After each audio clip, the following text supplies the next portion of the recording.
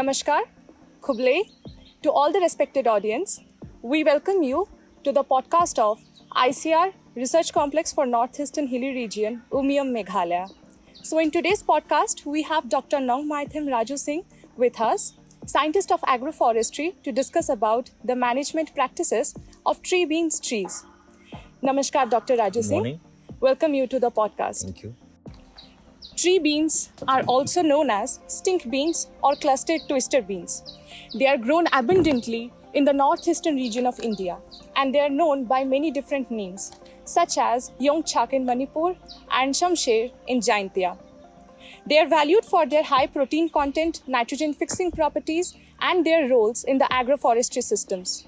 They contain 28% of protein, 35% of fat, 505 kilocalories of energy. The tender pods have high carbohydrate content, and they have a fiber content of 71%. They also fetch a very good market price due to their demand in the culinary and medicinal purposes.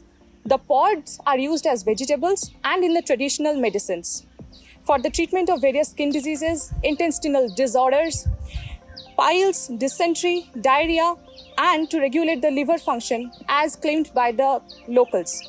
It has been also reported in various researches. So, sir, I would like to start the podcast with a very fundamental question. That what are the best climatic and soil conditions required for the cultivation of tree beans trees? Yeah, well, Rajita, the trees generally thrive well in the warm condition, that is humid climatic condition with the temperature ranging from 20 to 35 degrees. And the soil condition should be preferred by the tree bean is generally the well drained, the soil of having the loamy or sandy soil with the pH range of 5.5 to 7. And in the initial stage of growing, they generally prefer that regular frequent irrigation or rainfall is must for the optimum growth of this tree species. So, sir, my next question would be, how farmers can propagate the tree bean trees effectively? Yeah, that is the very right question you asked. Generally, tree bean can be propagated by different methods, but in most of the time, then we have generally followed the propagation through seed.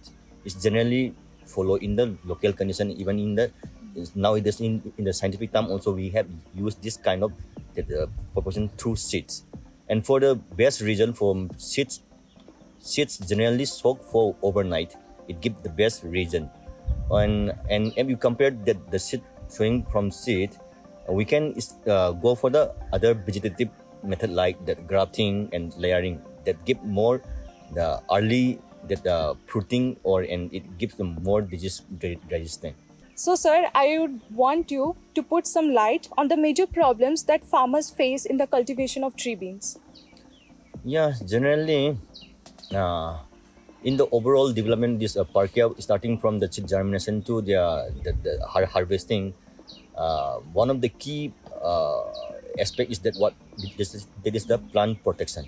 Plant protection played a very important role.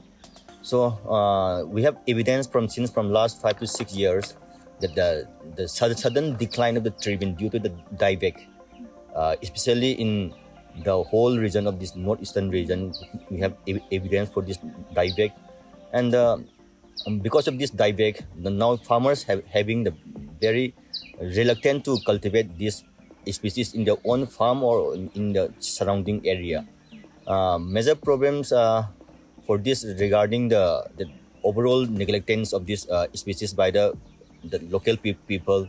There may be some mismanagement of this spacing, planting management. Then after the planting, the post planting management, just like canopy management, that regular thinning, pruning practice, they are not adopted by the farmers. And moreover, now it's the climate change.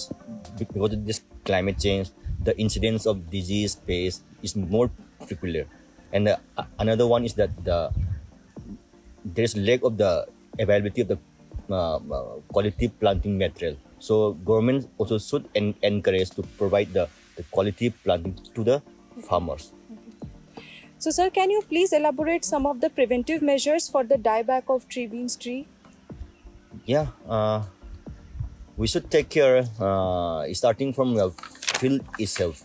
So when we observe any infected or any disease, we should immediately remove those trees. Even we can prune, we can remove the dead part of the plant, or even we can remove the whole tree.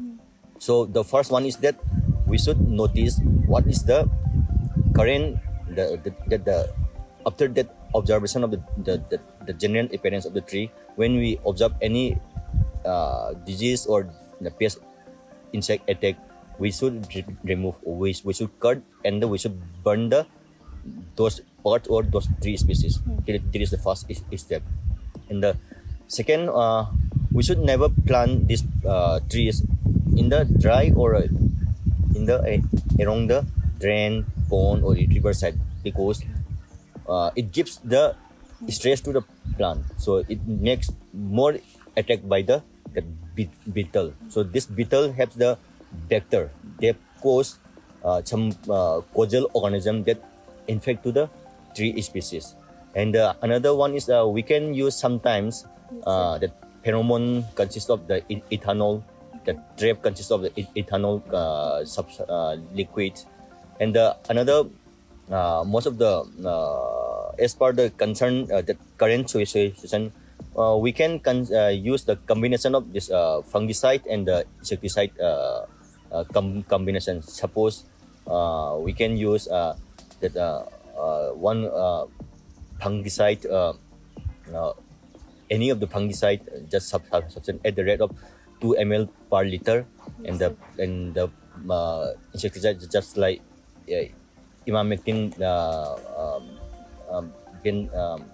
benzoate of 3 ml per liter. It will give the best result. So this combination can be applied through your trunk spray, or either we can direct injection in the trunk, or either we can the soil drenching during the sunny days. It is some of the preventive measures we can follow in the farmer's field. So, sir, my last question to you will be, what are the practices we wish to recommend for the farmers to save this tree and to get sustainable production from it? Yeah, for any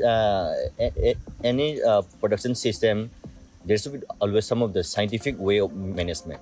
So similarly, in the Parkia tree bean management, we should follow the scientific way of practice. Means how we should start from the how it should be germinate, how it should be take care in the field, even from after from germination, how it should be transplant at the best time, and after transplanting, that post care management, just like regular thinning, regular weeding karna, and regular irrigation we should give. And one of the most important thing is that this tree start fruiting by the age of 5 years and regularly fruiting from the age of 10.